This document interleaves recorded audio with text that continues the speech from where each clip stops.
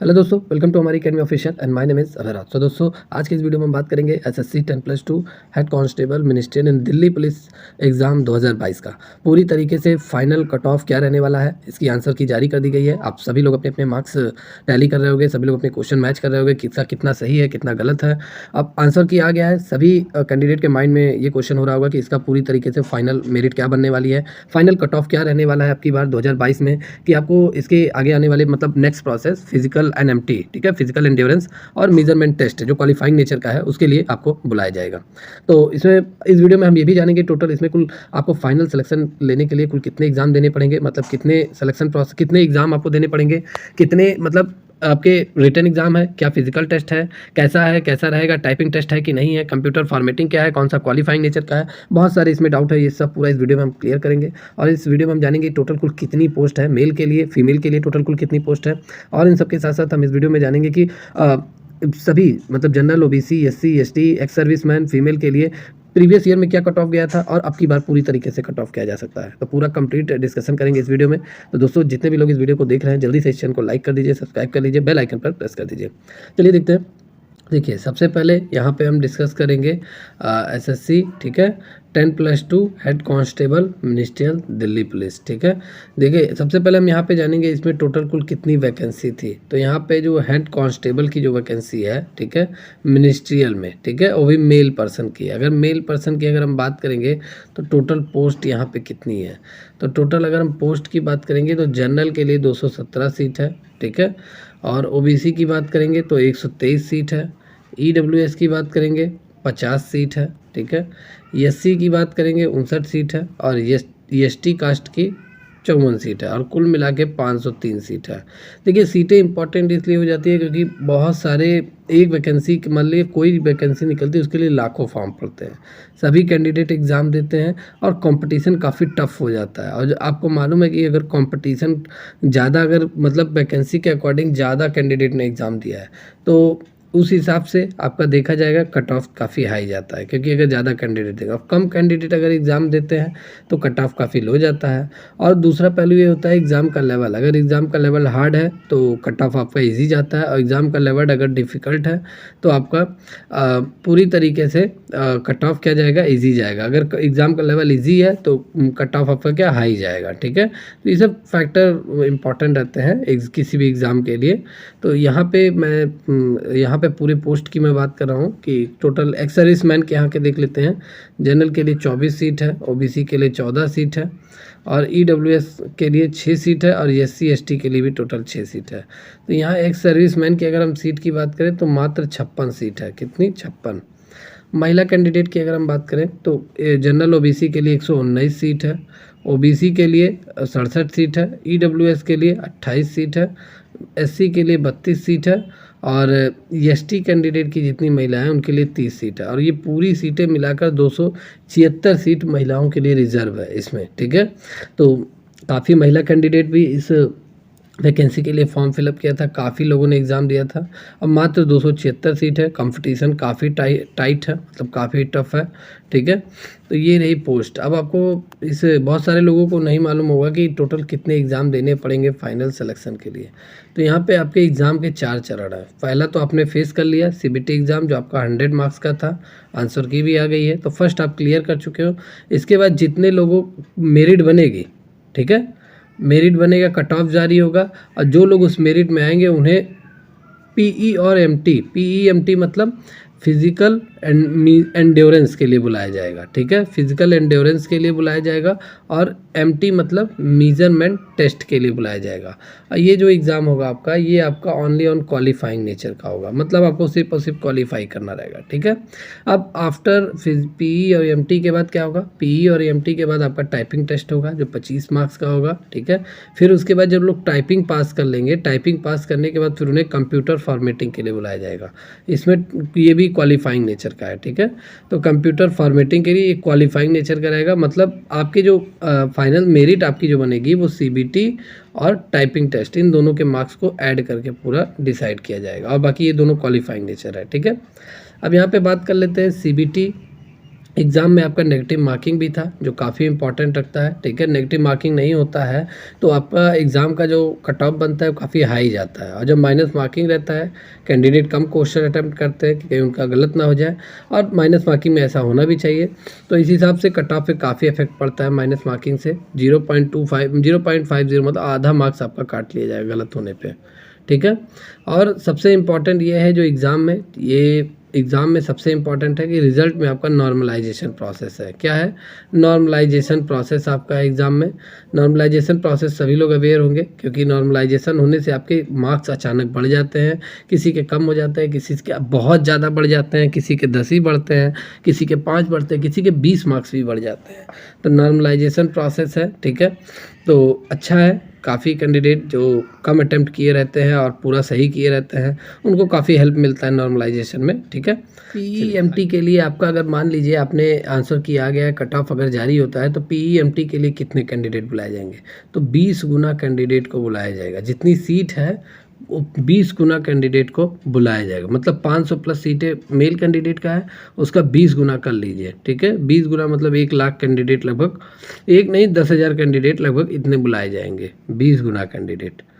तो आप ऐसे ही देख लीजिए 20 गुना कैंडिडेट आपके बुलाए जाएंगे, चाहे मेल हो फीमेल हो, एक सर्विसमैन, जितनी सीटें हैं सभी का 20 गुना। तो काफ़ी अच्छा है क्योंकि ज़्यादा कैंडिडेट बुलाए जा रहे हैं, सभी के कम मार्क्स होने पर भी देखिए क्या होता है, लेकिन ये है कि जितने मार्क्स अच्छे हैं वो पीईएमटी के लिए बुलाए जाएंगे। 20 गुना काफ़ी है। चलिए आगे अगर हम बात करेंगे एसएससी, ठीक है। अगला हम जो बात करेंगे SSC head constable, SSC police head constable in Delhi, मतलब इसी एग्ज़ाम का जो 2019 में जो एग्ज़ाम हुआ था, ठीक है। Previous year exam cut off 2019, ठीक है। अब हम इसके 2019 में जब इसका पिछली बार जब वैकेंसी आई थी, इसका जो एग्ज़ाम हुआ था उसमें कितना इसका कट ऑफ गया था, क्योंकि काफ़ी कैंडिडेट पूछ रहे थे कि सर प्रीवियस ईयर के अकॉर्डिंग क्या ज़्यादा जाएगा, क्या प्रीवियस ईयर के अकॉर्डिंग कम जाएगा। तो मैंने दोनों डेटा मैं लेकर आ गया हूँ। देखिए एक है आपका 2018 में भी इसकी वैकेंसी आई थी, तब इसका एग्ज़ाम हुआ था, और 2019 में इसका एग्ज़ाम हुआ था, ठीक है। तो दोनों में क्या क्या कट ऑफ गया था अभी आपको पूरा मालूम चल जाएगा। फिर उसके बाद मैं बताऊंगा 2022 में कितना कट ऑफ जा सकता है अगर आपके इतने मार्क्स बन रहे हैं। तो देखिए सबसे पहले अगर हम यहाँ पे बात करें 2019 का, अगर हम डेटा का बात करें तो 2019 में आपका देखिए जनरल का गया था 79 नंबर गया था। और यहाँ पे अगर हम बात करेंगे 2018 का भी इसी समय, ठीक है। 2018 में 77 नंबर गया था, 2019 में देखिए 2 नंबर बढ़ गया, ठीक है, जनरल का। फिर ओबीसी का देखिए 76 नंबर, और 2019 में 77 नंबर, 1 नंबर बढ़ा था। फिर एससी का 70 नंबर 2018 में, और 2018 में एससी का 72 नंबर गया था, 2 नंबर इंक्रीजमेंट हुआ, ठीक है। फिर यहाँ पे अगर आप देखेंगे एसटी कैंडिडेट के भाइयों का 74 नंबर 2018 में, और 2019 में 2 नंबर फिर बढ़ गया, मतलब 2-2 नंबर की इंक्रीजमेंट हो रही है, ठीक है। और यहाँ पे अगर हम बात करेंगे एक्स सर्विसमैन भाइयों का, तो एक्स सर्विसमैन का 64 नंबर गया था 2018 में, और 2019 में देखिए 5 नंबर इंक्रीमेंट हुआ है, ठीक है। तो कट ऑफ में आपको काफ़ी कुछ चेंजेस देखने को मिल रहे होंगे 2018-2019 के अकॉर्डिंग, ठीक है। और ऐसा ही पूरा एग्जैक्ट मैं कट ऑफ बताऊंगा, जितने लोगों का इतने मार्क्स रहेगा तो जरूर बुलाए जाएंगे पीईएमटी के लिए। आइए फीमेल का भी देख लेते हैं। फीमेल का देखिए 2018 में 66 नंबर, और 2 नंबर बढ़ के गया था 2019 में, 62 नंबर ओबीसी महिला जितनी भी है 62 नंबर, और 2 नंबर बढ़कर बना था 2019 में, बस दो ही नंबर का डिफरेंस है, ठीक है। चलिए यहाँ पे देखिए एससी कैंडिडेट का 56 और एससी कैंडिडेट का 58, मतलब 2 नंबर इंक्रीमेंट हुआ था, 2018 में 56, 2019 में 58। 2018 में एसटी कैंडिडेट की जितनी महिलाएं थी उनका 61 नंबर, और एसटी कैंडिडेट के जितने महिलाएं थी 2019 में उनका 62 नंबर, 1 नंबर इंक्रीमेंट मिला है। और एक सर्विसमैन का यहाँ पे देखिए, एक सर्विसमैन का यहाँ पे 52 नंबर गया था 2018 में, और 2019 में 56 नंबर गया था, ठीक है, 4 नंबर का इंक्रीमेंट गया था। तो इस डेटा से आपको काफ़ी कुछ क्लियर डाउट हो गया होगा, मतलब पूरी तरीके से डाउट क्लियर हो गया होगा कि क्या कट ऑफ जाने वाला है। अगर इतने मार्क्स अगर आपके बन रहे हैं तो आप जरूर क्वालिफाई करोगे, ठीक है। तो देखिए ये इतने मार्क्स आपके बन रहा है, अभी मैं कहूँगा कि 70-72 इतने अगर आपको लाने हैं तो बहुत सारे लोग नेगेटिव कमेंट करने लगेंगे, ये गलत कट ऑफ है, ये है वो है। ये पुराना डेटा है, देखिए इसी पुराने डेटे पे मतलब पिछली बार जितने लोगों का इसके बीच में मार्क्स आया था उन्हें आगे फिजिकल टेस्ट और मेजरमेंट टेस्ट के लिए बुलाया गया था, मतलब नेक्स्ट प्रोसेस के लिए उन्हें भेजा गया था, ठीक है। चलिए अब मैं बात करूंगा कि अब की बार पूरी फाइनल कट ऑफ क्या जा सकती है, ये पूरा एनालिसिस करके ये वीडियो बनाया गया है। ये एक एग्जैक्ट कट ऑफ है, इतना ही आपके कट ऑफ जाने वाला है। अगर इसके बीच में रेंज में अगर आपके मार्क्स आ रहे हैं तो आप पूरी तरीके से सेफ है। आपको फिजिकल टेस्ट और मेजरमेंट एंड्योरेंस के लिए आपको बुलाया जाएगा, ठीक है। तो यहाँ पे हम बात करेंगे ये मैं आपको जो कट ऑफ बता रहा हूँ ये हम आपको रॉ मार्क्स के आधार पर बता रहा हूँ, ठीक है। मतलब आप एग्जाम में गए और आपने आपने एग्जाम दिया, एग्जाम देने के बाद कितने सही है कितने गलत, रॉ मार्क्स मतलब दोनों कट पिटने के बाद मतलब जितना सही आपको नंबर मिला, जितना गलत है वो माइनस मार्किंग हो गया। फिर उसके बाद जो आपको नंबर मिलता है वही आपका होता है रॉ मार्क्स। तो जितने ये रॉ मार्क्स के बेस पे मैं ये पूरा डेटा मैं बता रहा हूँ, ठीक है। नॉर्मलाइजेशन में नहीं बता रहा हूँ, नॉर्मलाइजेशन में बहुत सारे मतलब समझिए विवाद है, किसी का बढ़ता है, किसी का 2 बढ़ेगा, किसी का 5, किसी का 10, तो वो मैं नहीं बताऊँगा। क्योंकि अगर मैं रॉ मार्क्स बता रहा हूँ और रॉ मार्क्स अगर आपके इसके बीच में आ रहे हैं तो नॉर्मलाइजेशन के बाद जाहिर सी बात है आपके मार्क्स बढ़ेंगे और आप ऑटोमेटिकली सेफ जोन में चले जाओगे, आप पूरी तरीके से सेफ हो जाओगे, आपको आगे आने वाली प्रोसेस के लिए बुलाया जाएगा।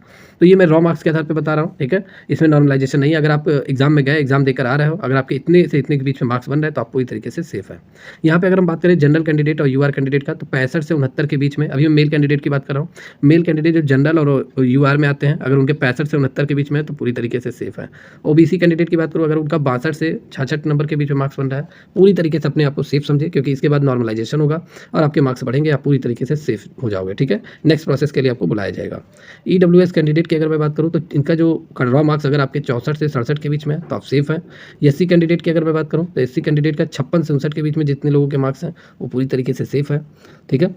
एसटी कैंडिडेट की बात करें, 52 से 57 के बीच में अगर आपके रॉ मार्क्स आ रहे हैं आफ्टर नॉर्मलाइजेशन के बाद आप पूरी तरीके से सेफ हो जाओगे, ठीक है। चलिए फीमेल कैंडिडेट की अगर हम यहाँ पे बात करें तो जनरल में जितनी भी फीमेल कैंडिडेट है, जनरल महिलाएं, ठीक है, जो जनरल में आती है, उनके 62 से अगर 65 के बीच में मार्क्स बन रहे हैं तो वो सेफ है। ओबीसी की कास्ट की जितनी महिलाएं हैं, ठीक है, अगर उनका 58 से 61 के बीच में मार्क्स बन रहा है तो वो भी पूरी तरीके से सेफ है। आफ्टर नॉर्मलाइजेशन आप सेफ हो जाओगे, आपको अगले प्रोसेस के लिए बुलाया जाएगा। ईडब्ल्यूएस कैंडिडेट 57 से 59 के बीच में अगर आपके रॉ मार्क्स हैं तो आप सेफ हैं। एससी कैंडिडेट की जितनी महिलाएं हैं, अगर आपके 52 से 56 के बीच में रॉ मार्क्स हैं तो आप पूरी तरीके से सेफ हो, ठीक है। एसटी कैंडिडेट की महिलाएं जो 48 मात्र 48 से 52 100 में, ठीक है, अगर आपके इतने मार्क्स आ रहे हैं तो अपना आफ्टर नॉर्मलाइजेशन के बाद आप पूरी तरीके से सेफ रहोगी और आपको अगले प्रोसेस के लिए बुलाया जाएगा, ठीक है।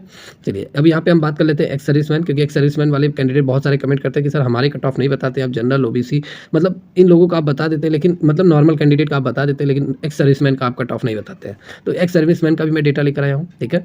तो जितने भी कैंडिडेट जो जनरल में आते हैं और एक्स सर्विसमैन है, उनके अगर 63 से 65 के बीच में मार्क्स अगर जा रहे हैं तो आप पूरी तरीके से सेफ है, रॉ मार्क्स, ठीक है। आफ्टर नॉर्मलाइजेशन के बाद आपके भी मार्क्स बढ़ेंगे। और यहाँ पे अगर मैं बात करूँ ओबीसी कैंडिडेट का 61 से 64 के बीच में आपके रॉ मार्क्स है तो आप सेफ है।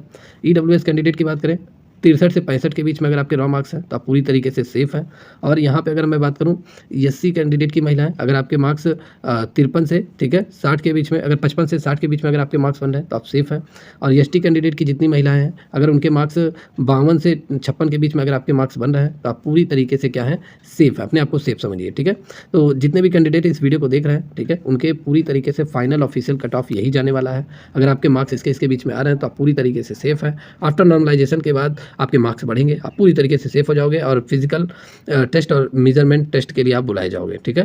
तो जितने भी कैंडिडेट वीडियो को देख रहे हैं, अगर ये जानकारी अच्छी लगी हो तो जल्दी से चैनल को लाइक कर दीजिए, सब्सक्राइब कर लीजिए। और इसका अगर रिजल्ट जारी होता है या इसके बीच में कोई नई अपडेट आती है तो आपको इस चैनल के माध्यम से मिलती रहेगी। तो जल्दी से इस चैनल को जल्दी से सब्सक्राइब कर लीजिए, बेल आइकन पर प्रेस कर दीजिए। आपके माइंड में अगर कुछ डाउट है तो आप कमेंट करके पूछ सकते हैं, ठीक है। मिलते हैं नेक्स्ट वीडियो में, take care and good bye.